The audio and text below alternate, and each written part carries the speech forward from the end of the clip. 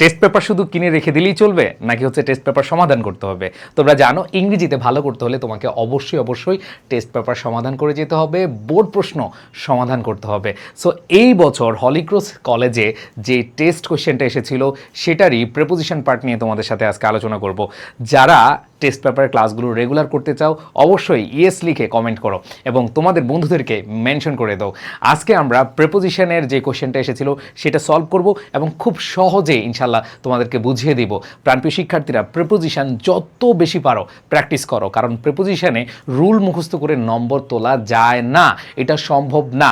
তোমাকে অবশ্যই appropriate preposition জানতে হবে, বুঝতে হবে এবং মুখস্থ করতে হবে। মুখস্থ করার দরকার নাই, তুমি যদি প্র্যাকটিস করো প্র্যাকটিসের মধ্যেই তোমার কিন্তু মুখস্থ হয়ে যাবে। তোমরা জানো যে প্রিপোজিশন থেকে তুমি যদি ফুল মার্কস গেইন করতে চাও, 5 আউট অফ 5 পেতে চাও, তাহলে তোমাকে যে কাজটা করতে হবে সেটা হলো অ্যাপ্রোপ্রিয়েট প্রিপোজিশনগুলো খুব সহজভাবে মুখস্থ করে নিতে হবে। সো মুখস্থ যারা করতে পারো না তারা মুখস্থ করবা না, তারা শুধু প্র্যাকটিস করবা, তারা শুধু বোর্ড কোশ্চেন আর টেস্ট পেপার প্র্যাকটিস করবা। সো আজকে আমরা হলিক্রস কলেজে যে কোশ্চেনটা এসেছিল সেটা একটু দেখব। তোমরা জানো যে অ্যাপ্রোপ্রিয়েট প্রিপোজিশন আছে প্রায় 50 থেকে 80% পর্যন্ত, মানে হচ্ছে 10টার মধ্যে 5টা 6টা 7টা 8টা, অনেক সময় আমি 9টাও দেখেছি আসছে। সো বেসিক ব্যবহারও আসে, বেসিক ব্যবহারও অনেক সময় 2টা থেকে শুরু করে 8টা 10টাও চলে আসে, বাট অ্যাপ্রোপ্রিয়েট প্রিপোজিশন মাস্ট আসবে। সো আমরা এই কোশ্চেনটা যদি দেখি, দেখো প্রথম যে কোশ্চেনটা আমরা অপশনটা দেখতে পাচ্ছি, দেখো ডিপেন্ডস আছে। সো আমরা জানি ডিপেন্ডের সাথে যে অ্যাপ্রোপ্রিয়েট প্রিপোজিশন বসে সেটা আমরা সবাই জানি, সেটা হচ্ছে ডিপেন্ডের সাথে অন বসে, তাই না? ডিপেন্ডের সাথে কি বসে? অন বসে। ডিপেন্ড অন, নির্ভর করা। সো নির্ভর করা বুঝাতে ডিপেন্ড অন বসে। সবাই আমার সাথে পড়ে ফেলো, depend on, depend on, depend on, নির্ভর করা, ডিপেন্ড অন, নির্ভর করা। ঠিক আছে, এইবার আসো পরেরটা খেয়াল করে দেখো, মেনি অ্যানিমালস আর থ্রেটেন্ড। খেয়াল করে দেখো, আর থ্রেটেন্ড ড্যাশ ইলিগাল হান্টিং। খেয়াল করে দেখো এইখানে আমরা দেখতে পাচ্ছি আর থ্রেটেন্ড, এটা হচ্ছে প্যাসিভ ভয়েস, এবং এই প্যাসিভ ভয়েসটা কখন হবে? যখন দেখবে যে অবজেক্ট আছে। দেখো অবজেক্ট আছে, এখানে অবজেক্ট আছে যে থ্রেটেন্ড হচ্ছে হুমকির মুখে পড়ছে, কিসের কারণে? ইলিগাল হান্টিংয়ের কারণে। সো এখানে দেখো অবজেক্টও আছে, আবার প্যাসিভ মুডও আছে, দ্যাট মিনস সেক্ষেত্রে আমরা জানি বাই হয়। এটা বেসিক ব্যবহার। আমরা দুইটা অপশন দেখলাম, একটা হচ্ছে অন, এটা হচ্ছে অ্যাপ্রোপ্রিয়েট প্রিপোজিশনের ব্যবহার, আর এটা হচ্ছে কি আমাদের প্যাসিভের ব্যবহার। আর প্যাসিভের ক্ষেত্রে আমরা বাই বসাই প্যাসিভ করতে হলে। আবার শুধু এইখানে দেখবা প্যাসিভ আছে মানে আর থ্রেটেন্ড আছে, অথবা এম ইজ আর ওয়াজ আর এরপরে ভার্বের পাস্ট পার্টিসিপল আছে, দ্যাট মিনস এটা যে প্যাসিভ হবে এরকম না। তুমি দেখবা যে অবজেক্টটা ঠিক মতো আছে কিনা। সো এখানে আমাদের অবশ্যই কি হবে? বাই হবে। এবার সি নাম্বার অপশনটা দেখো, সি নাম্বার অপশন, এই যে আমি তোমাদেরকে বুঝালাম যে আর থ্রেটেন্ড ওয়ার ইস্টাবলিশড, এটা প্যাসিভ মুড। দেখে তো সেম মনে হচ্ছে, তাহলে ভাই আমি বাই বসাই দিই না।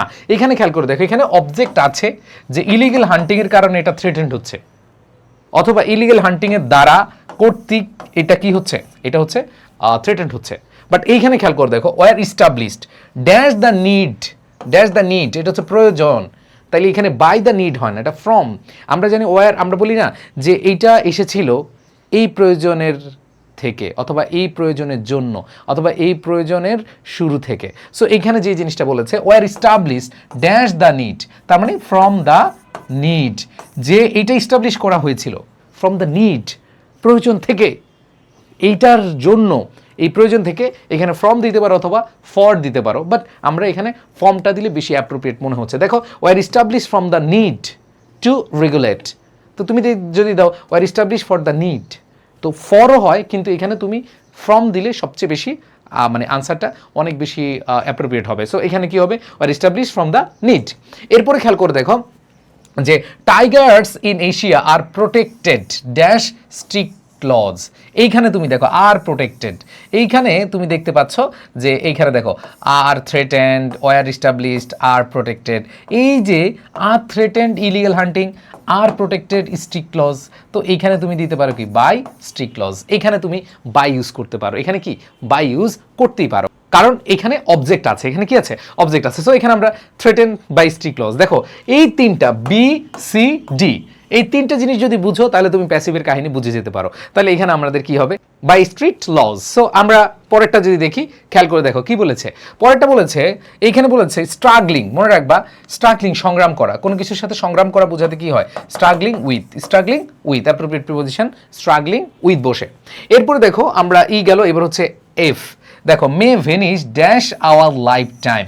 দেখো এইটা ভ্যানিশ হতে পারে, নিঃশেষ হতে পারে ড্যাশ আওয়ার লাইফ টাইম। মনে রাখবা কোনো লিমিট যদি দেওয়া থাকে, কোনো আওতা যদি দেওয়া থাকে, সেই ক্ষেত্রে উইদিন আওয়ার লিমিট, এরকম লিমিট বা সময়সীমা, যে আমাদের লাইফ টাইম এটা সময়সীমা বোঝাচ্ছে বা লিমিট বোঝাচ্ছে, টাইম লিমিট অথবা সময়সীমা যদি বোঝায় সেই ক্ষেত্রে কী হয়, উইদিন হয়। কোনো সময়সীমার মধ্যে বা টাইম লিমিটের মধ্যে বোঝালে কি হয়, উইদিন হয়। তাহলে কি হবে, উইদিন আওয়ার লাইফ টাইম।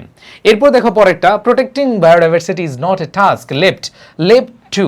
দেখো লেফট টু মানে হচ্ছে ছেড়ে দেওয়া কারো কাছে বা কারোর প্রতি, মানে একবারে বলে না যে আমি তোমার উপর ছেড়ে দিয়েছি, তুমি যা করার করো। সো এরকম ক্ষেত্রে কি হয়, লেফট টু হয়। এরকম ক্ষেত্রে কি হয়, লেফট টু হয়। সো এখানে কি হবে, লেফট টু সায়েন্টিস্ট। এরপরে খেয়াল করে দেখো পরেরটা যদি আমরা দেখি যে government must invest dash conservation program. So invest in, কোনো কিছুতে বিনিয়োগ করা বোঝাতে কি হয়, ইন হয়। তাহলে ইনভেস্ট ইন হবে, কি হবে, ইনভেস্ট ইন হবে।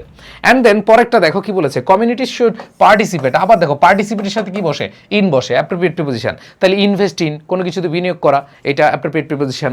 আবার দেখো পার্টিসিপেট অংশগ্রহণ করা, কোনো কিছু অথবা কোনো কম্পিটিশন অথবা কোনো একটা সম্মেলন, কনফারেন্স, এগুলাতে অংশগ্রহণ করা বোঝাতে কি হয়, পার্টিসিপেট ইন হয়। পার্টিসিপেট কি হয়, ইন হয়। অ্যান্ড দেন লাস্ট দেখো পরেরটা, আবার দেখো প্রথমে ছিল ডিপেন্ড অন, তার মানে শেষেরটাও কি হবে, ডিপেন্ড অন হবে। সো দেখো তুমি যত বেশি প্র্যাকটিস করবা তত সহজ লাগবে তোমার এই প্রিপোজিশন বা অ্যাপ্রোপ্রিয়েট প্রিপোজিশন। সো আমার বিশ্বাস তোমরা যদি এইভাবে টেস্ট পেপার অথবা বোর্ড কোয়েশ্চেন সলিউশন করো তোমাদের জন্য ইজি হয়ে যাবে। আর এই সিরিজটা থাকবে কিনা অবশ্যই তোমরা জানাবা, তোমরা কি ইন্টারেস্টেড কিনা অবশ্যই কমেন্টে জানাবা। আবার বলছি, তোমরা যারা হচ্ছে এই ক্লাসগুলো করো অবশ্যই বন্ধুদের মাঝে শেয়ার করে দাও। ইনশাআল্লাহ তোমাদের পরীক্ষা পর্যন্ত থাকবো। আর তোমরা যারা সকল বিষয়ের টেস্ট পেপার সলিউশন বেসে ভর্তি হতে চাও, তোমার প্রত্যেকটা সাবজেক্টের, তুমি আর্টস হও, কমার্স হও, সায়েন্স হও, প্রত্যেকটা সাবজেক্টের তুমি যদি টেস্ট পেপার সলিউশন করতে চাও তাহলে আমাদের কোর্স চলছে, দ্রুত যত দ্রুত পারো ভর্তি হয়ে যাও। আগামী মাসের শুরুতেই আমরা ভর্তি বন্ধ করে দিচ্ছি। যারা এখনও এনরোল করো নাই দ্রুত এনরোল করে নাও। কারা কারা ভর্তি হতে চাও একটু কমেন্টে লিখো, ভর্তি হতে চাই, তাহলে তোমাদেরকে রিপ্লাই দেওয়া হবে। অথবা তোমরা iEducationBD.com এ যেতে পারো, অথবা আমাদের যে পেজ রয়েছে iEducation পেজে নক দিতে পারো। আর নম্বর দেওয়া আছে, সেখানে কল করে তুমি ভর্তি হয়ে যেতে পারো। তো তোমাদের জন্য এটা একটা সুবর্ণ সুযোগ। আর যারা শুধু ইংরেজি পড়তে চাও তারাও বলতে পারো যে আমি মহসিন ভাইয়ের ইংরেজি ক্লাস করতে চাই, ইংরেজি পড়তে চাই। সো সেখানেও তুমি ভর্তি হতে পারো। তুমি ভালো থেকো, সবার প্রতি শুভকামনা জানিয়ে শেষ করছি। দেখাও ইনশাল্লাহ A+ পাওয়ার পর, তাই না? বিজয়ের মঞ্চে আমরা একসাথে সফলতার গান গাইবো। আল্লাহ হাফেজ, আসসালামু আলাইকুম।